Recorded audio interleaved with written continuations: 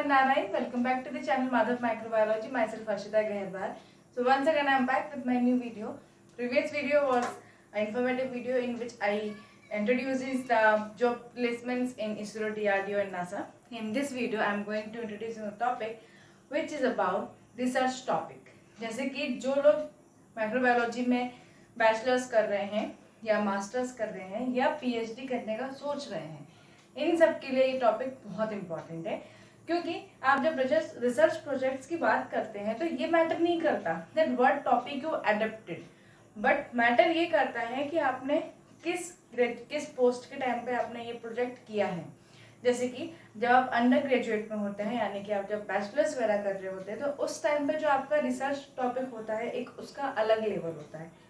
जब आप post graduation में रिसर्च कर रहे होते हैं, लाइक आप इंटर्नशिप कर रहे होते हैं, तो उस टाइप का जो रिसर्च टॉपिक है वो एक डिफरेंट लेवल का होता है। एंड जब आप पीएचडी में आते हैं तो वो एक डॉक्टरल डिग्री का होता है, तो उसका एक रिसर्च सेगमेंट अपना एक अलग लेवल का होता है।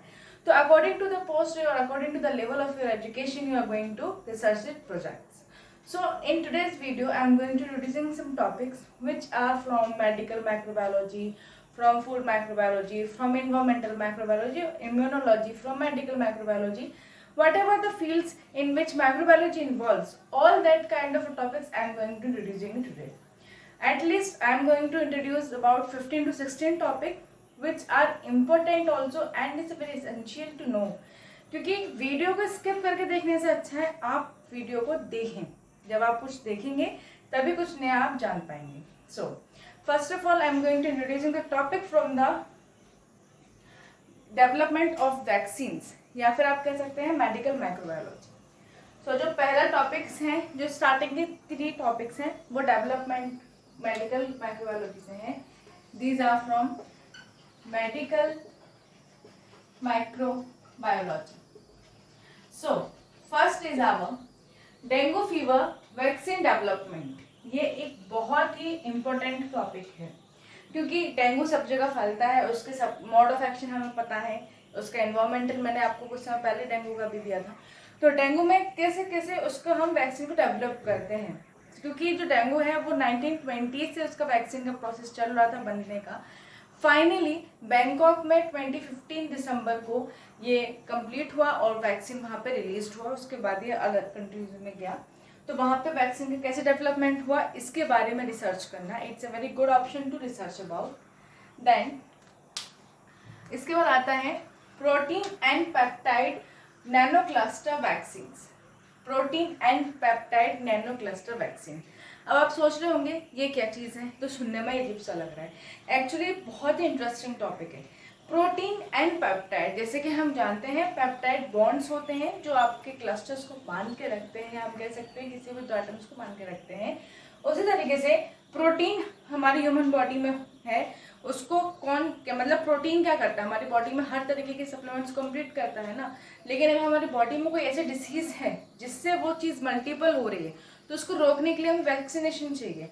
एंड उस वैक्सीन का काम ये होगा कि वो प्रोटीन एंड पेप्टाइड्स के जो क्लस्टर्स हैं इनको रोक सकती, क्योंकि नैनो क्लस्टर का काम होता है कि आप जो भी पैथोजेनिसिटी हो रही है या फिर जिस किसी भी तरीके का कोई इनहेंस हो रहा है, तो उसको आप रोक के टारगेट सेल को बचा के, मतलब जो उसके आसपास के एरिया हैं उसे बचा लीजिए, और जिस सेल में वो डिसीज है उसको टारगेट करके आप अपने वैक्सीनेशन के प्रोसेस के थ्रू उसको वैक्सीनाइज कर सकते हैं।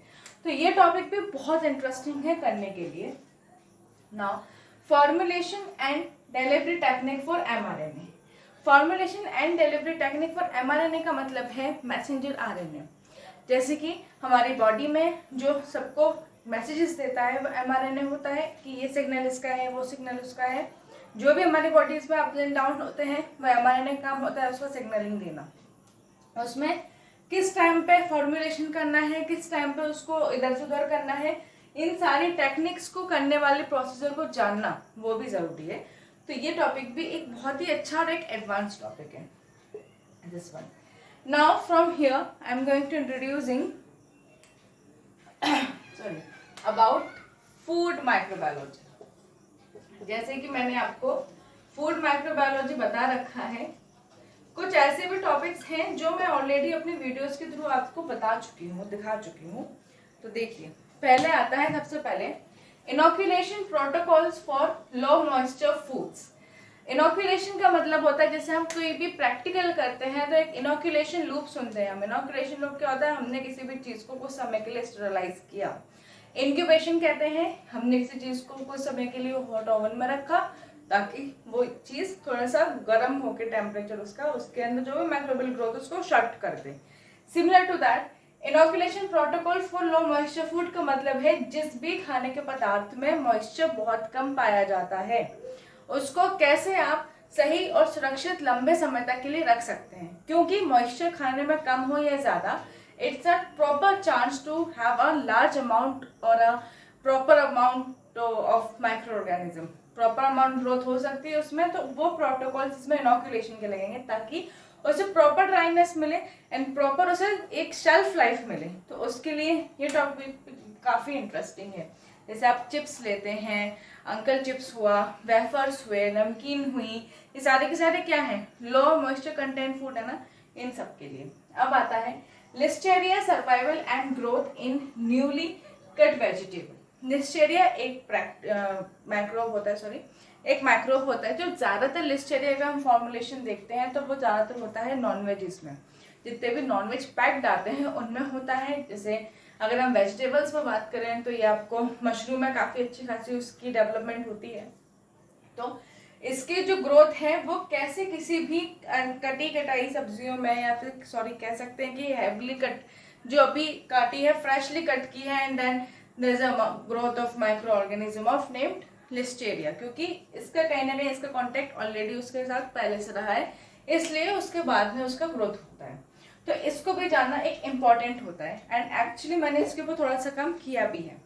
अब आता है अनियंस माइक्रो ऑर्गेनिज्म स्टडी। हम ये तो जानते हैं कि अनियन के अंदर सल्फर की अमाउंट बहुत ज़्यादा होती है एंड उसके अंदर और भी ऐसे सप्लीमेंट्स होते हैं जो हमारी बॉडी को कहीं ना कहीं काफ़ी फायदेमंद करते हैं। लेकिन अनियंस के अंदर भी माइक्रो ऑर्गेनिजम्स का स्टडी की जा सकती है, क्योंकि आपने देखा होगा कि जब हमारी बॉडी में या हमारे स्कल में हेयर ग्रोथ कम होती है तो हमें सबसे ज़्यादा ये चीज़ें पता चल रही हैं होम रेमेडीज़ में भी, एंड कुछ अब जितने भी शैम्पूज वगैरह हो रहे हैं वो भी कमर्शलाइज हो रहे हैं। तो कमर्शलाइज होने का मेन उद्देश्य है कि उसके अंदर हमने अनियन का इस्तेमाल किया, because it has great source of sulfur and great source of the collagen distributing particle।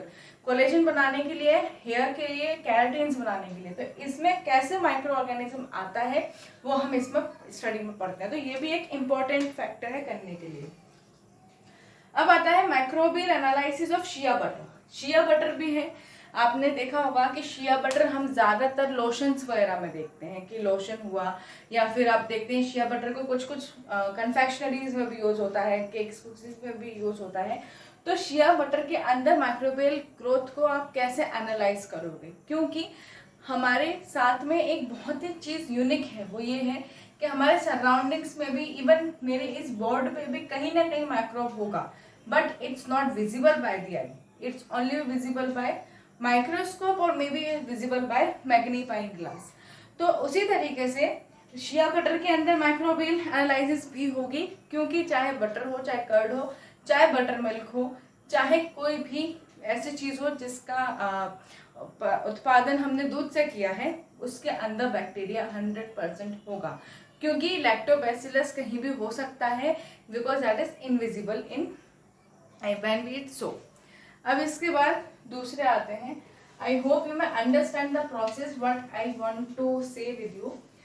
Basically the motive of this video is just to make you know कि हर एक रिसर्च टॉपिक का अपना एक वैल्यू है। जैसे मैंने अभी तक आपसे जो भी शेयर किए हैं, अभी जो मैंने अभी आपको टॉपिक बताया था मेडिकल माइक्रोबायोलॉजी का और फूड माइक्रोबायोलॉजी का, ये दोनों ही एक अच्छे लेवल के हैं। इसमें स्टार्टिंग का एक अंडर ग्रेजुएट का था एंड बाकी के पोस्ट ग्रेजुएट के थे, एंड उसके बाद जो मैं पीएचडी का मैं रिसर्च टॉपिक बताना चाह रही थी, बट मैंने इसलिए नहीं बताया क्योंकि पीएचडी का रिसर्च टॉपिक जानने के लिए पहले आप अंडर ग्रेजुएट एंड ग्रेजुएशन का जान लीजिए, उसके बाद पीएचडी का बताइए। तो इसलिए मैं इस वीडियो में सिर्फ 2 ही लेवल का बताऊंगी। इसके बाद आता है, जैसे कि मैंने पहले भी बताया है, इन्वायरमेंटल से जुड़ी हुई माइक्रोबायोलॉजी, मैंने आपको एक बायो रेमेडिएशन बताया था, उसी से आता है। ये है इन्वायरमेंटल माइक्रोबायोलॉजी का है। तो इसका जो है टॉपिक वो ये है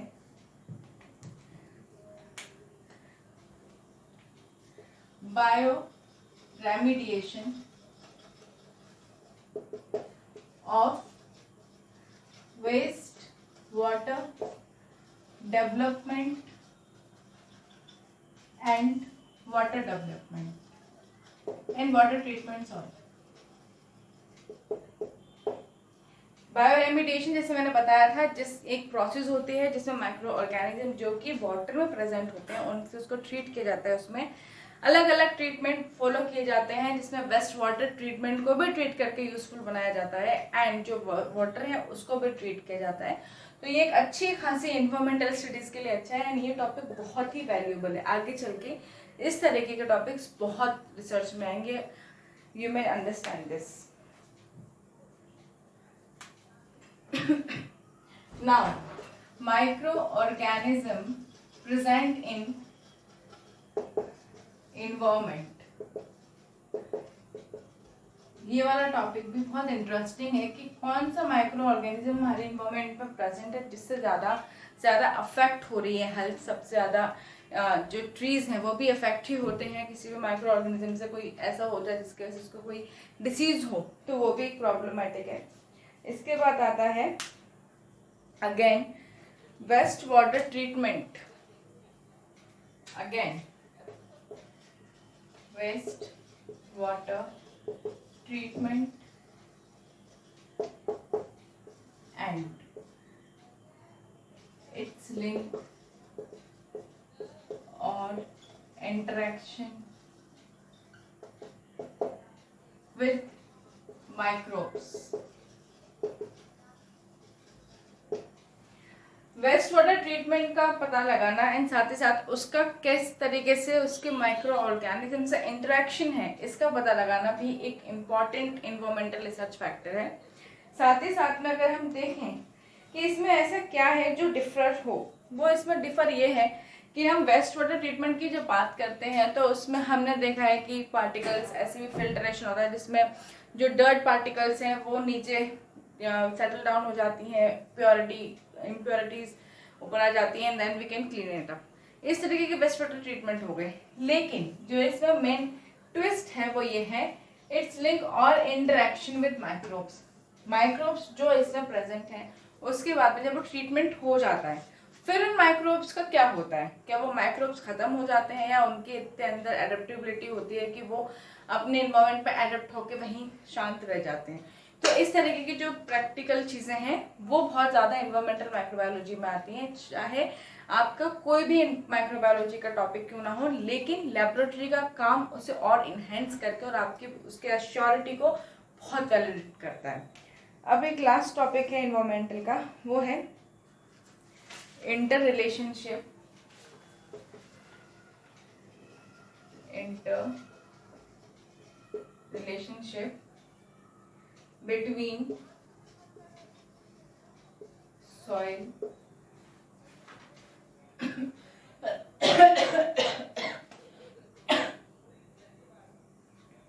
between soil bacteria and interrelationship between cycle। And again it's very important, इस टॉपिक में सबसे ज़्यादा जो इसमें चीज़ पूछी जा रही है वो यही पूछा जा रहा है कि जो पूरी साइकिल होती है हमारी इन्वायरमेंट की वो कैसे चलती है। एक साइकिल होती है, sulphur cycle, carbon cycle, nitrogen cycle, बहुत सारी साइकिलें होती हैं। तो उन सारी साइकिल्स का सॉइल बैक्टीरिया के साथ में क्या इंटरेक्शन होता है वो हम इसमें पढ़ते हैं, जो कि अगेन एक बहुत ही ज़्यादा एडवांस्ड और एक बहुत ही अच्छी रिसर्च टॉपिक के काम के पर्पज से बहुत अच्छा है।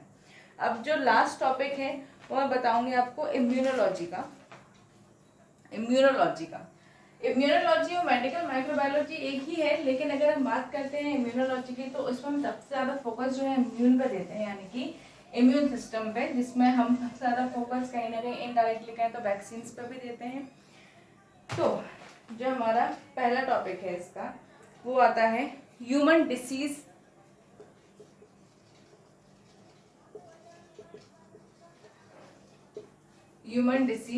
And vaccines.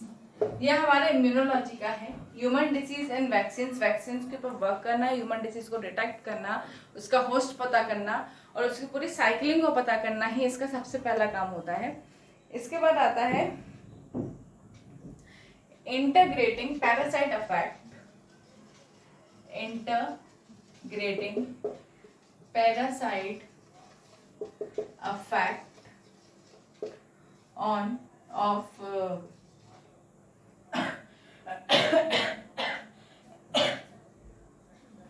sorry on human health।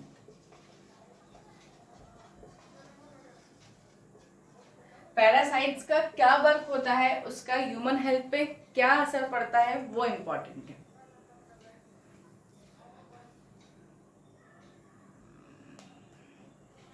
Now what is advanced immunology. तो एडवांस्ड इम्यूनोलॉजी क्या है? इम्यूनोलॉजी में सबसे पहले तो हम स्टडी करते हैं इम्यून से जुड़ी हर एक रिस्पॉन्सेस को। जैसे कि हमने देखा था कि हम वैक्सीन को कैसे बनाते हैं, उसमें क्या क्या यूजेस होते हैं, उसमें हम टेस्ट भी कराते हैं। सबसे पहले हम इम्यूनोग्लोब्यूलिन जी कराते हैं, इम्यूनोग्लोब्यूलिन जीन एम कराते हैं। तो इस तरीके से हम टेस्ट करते हैं जो हमें डेंगू डिटेक्ट करना होता है। उसी टाइम पे हम देखते हैं कि एडवांस्ड इम्यूनोलॉजी का जो काम है वो ये है कि आपकी बॉडी में होने वाले सारे क्रूशियल थिंग्स लाइक बॉडी में किस चीज़ की कमी है, किस चीज़ की कमी या किसका रेंज हाई है, किसका कम है, ये सब हमारे इम्यून सिस्टम से जुड़ा हुआ होता है। एंड ये सारे स्टडी हम तभी कर पाते हैं जब हमारे पास एडवांस्ड चीज़ें हों।